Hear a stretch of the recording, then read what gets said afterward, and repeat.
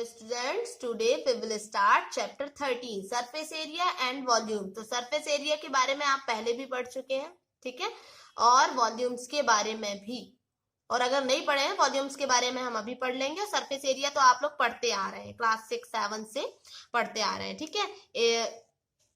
7th में 8th में भी आपने ये पढ़ा होगा। तो हम इस चैप्टर में फिलहाल तो इस एक्सरसाइज में जो हमारी नेक्स्ट एक्सरसाइज है एक्सरसाइज 13.1, उसमें हम सरफेस एरिया ऑफ क्यूबॉइड और एंड अ क्यूब और क्यूबॉइड का सरफेस एरिया फाइंड करना सीखेंगे। तो क्यूबॉइड जैसा कि आप जानते हैं, क्यूबॉइड में 6 फेसेस होते हैं, है ना, 8 वर्टेक्स होते हैं और 12 एजेस होती हैं, ठीक है। सेम क्यूब में भी होता है, ठीक है। बस डिफरेंस इतना है कि क्यूब में जो फेसेस होते हैं वो स्क्वायर शेप के होते हैं और क्यूबॉइड में रेक्टेंगल शेप के होते हैं, है ना। तो ये जो क्यूबॉइड होता है, क्यूबॉइड में देखें रेक्टेंगल शेप का होता है तो लेंथ और ब्रेथ तो होगी ही, साथ साथ इसमें हाइट भी होती है। ये 3 डायमेंशनल होते हैं, ठीक है, लेंथ, ब्रेथ एंड हाइट। तो यहाँ कुछ फॉर्मूलाज दिए हुए हैं, उनकी मदद से हम एक्सरसाइज 13.1 करेंगे, ठीक है। Surface area of a cuboid equal होता है 2 into length into breadth plus breadth into height plus height into length, okay. जैसा कि मैंने बताया क्यूबॉइड में 6 फेसेस होते हैं और 6 फेसेस जो होते हैं वो रेक्टेंगल शेप के होते हैं। तो रेक्टेंगल शेप में आप देख सकते हैं हर रेक्टेंगल का अगर आप एरिया देखेंगे तो लेंथ इंटू ब्रेथ और ये लेंथ इंटू हाइट, ये सारी चीजें होती है, तो उनको मिलाकर हमारा ये फॉर्मूला तैयार होता है, ठीक है। फिर नेक्स्ट होता है surface area of a cube. तो क्यूब में जैसा कि मैंने बताया कि जो फेस होते हैं वो देखें स्क्वायर शेप के होते हैं, है ना। तो यहाँ पर देख सकते हैं आप, जब हम क्यूब को ओपन करते हैं, इस क्यूब को ओपन करेंगे तो 1 2 3 4 5 6 फेसेस यहाँ दिख रहे हैं, 6 क्यूब दिख रहे हैं, है ना। तो स्क्वायर का एरिया क्या होता है, साइड इंटू साइड या साइड स्क्वायर। तो यहाँ ए जो है वो साइड, ए इक्वल हम यहाँ पर साइड लेंगे, ठीक है, या साइड कहा जा सकता है, ठीक है। तो 6a स्क्वायर, जैसे कि 6 फेसेस दिख रहे हैं तो 6a square, okay. Now let's start exercise. So at first question number 1, a plastic box 1.5 meter long, 1.25 meter wide and 65 centimeter deep, okay. देखें यहाँ 2 दिए हैं मीटर में, है ना, और 1 दिया है सेंटीमीटर में। तो इसको मीटर में अगर हम कन्वर्ट करेंगे तो 0.65 metre. Deep is to be made, it is opened at the top, ये ऊपर से खुला हुआ है। Ignoring the thickness of the plastic sheet determine, ठीक है। अब बॉक्स जो है वो पूरा क्यूबॉइड शेप का होता है, ठीक है।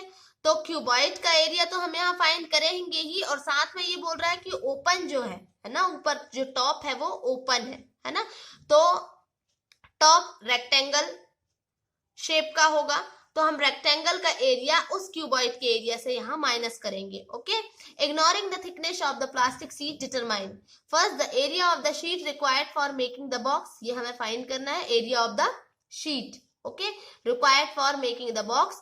Second, the cost of sheet for it, if a sheet measuring 1 square meter cost ₹20, ठीक है। शीट का हमें कॉस्ट फाइंड करना है अगर 1 स्क्वायर मीटर का कॉस्ट 20 रुपीज है। So let's start. So according to question the shape of the box is cuboidical, है ना। Open the top, open at top, जो बॉक्स है वो क्यूबॉइडिकल शेप का है जो कि ऊपर से ओपन है, ठीक है।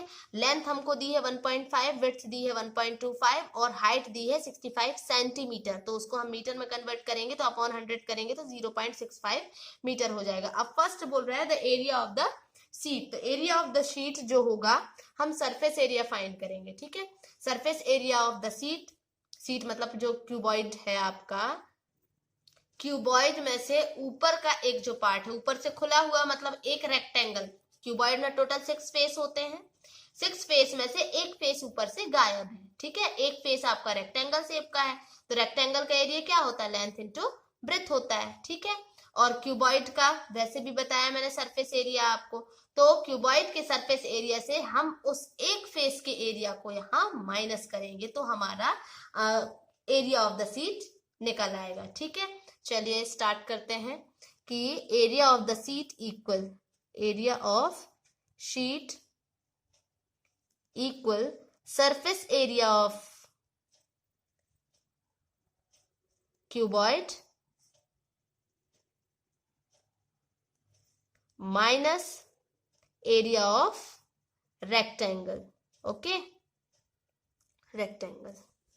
तो यहां हमारा फॉर्मूला क्या है, 2 into length into breadth plus breadth into height plus height into length minus area of rectangle क्या होगा, लेंथ इंटू ब्रेथ जो ऊपर से ओपन है। अब यहाँ हम वैल्यू पुट करेंगे, 2 इंटू लेंथ इंटू ब्रेथ क्या है 1.5 इंटू 1.25 प्लस 1.25 इंटू 0.65 प्लस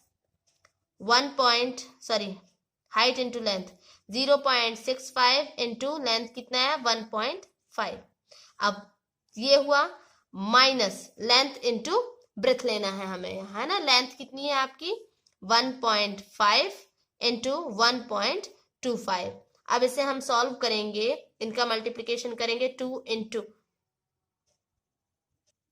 तो देखें यहाँ मल्टीप्लिकेशन करने पर, इन दोनों का मल्टीप्लिकेशन करने पर ये आया, इन दोनों का मल्टीप्लिकेशन करने पर ये, और इन दोनों का मल्टीप्लिकेशन करने पर ये, और इसका मल्टीप्लिकेशन करने पर ये। अब इन तीनों को हम यहाँ प्लस करेंगे, तो प्लस करने पर आया 3.6625 माइनस ये, तो माइनस ये दिया हुआ। अब 2 से हम इसका मल्टीप्लिकेशन करेंगे, तो 2 5 ज़ा 10, 2 2 ज़ा 4 और 1 5, 2 6 ज़ा 12 कैरी 1, 2 6 ज़ा 12 और 1 13 कैरी 1, 2 3 ज़ा 6 और 1 7 माइनस 1.875। जब इसे आप माइनस करेंगे, है ना, तो माइनस करने पर आंसर आएगा आपका 5.450।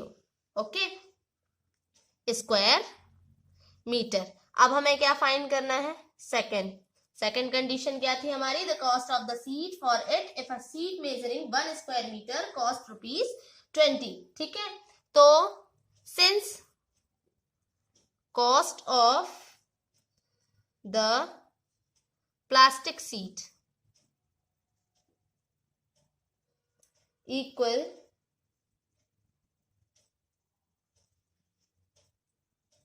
यहाँ हम सबसे पहले एक लाइन और दे देंगे, इधर सेकंड यहाँ लिख देती हूं मैं कि cost of 1 square metre seat equal ₹20। Okay, तो यहां पर हम कितने का निकालेंगे, cost of the 5.450 square metre, है ना, इतने का प्लास्टिक सीट का हमको कॉस्ट फाइंड करना है। तो 5.450 इंटू 20 आप मल्टीप्लीकेशन करेंगे यहाँ, तो 2 5 ज़ा 10, 2 4 ज़ा 8 और 1 9, 2 5 ज़ा 10, ₹109। ठीक है, ये होगा आपका आंसर। सो द रिक्वायर्ड, यहां आंसर लिखेंगे, द रिक्वायर्ड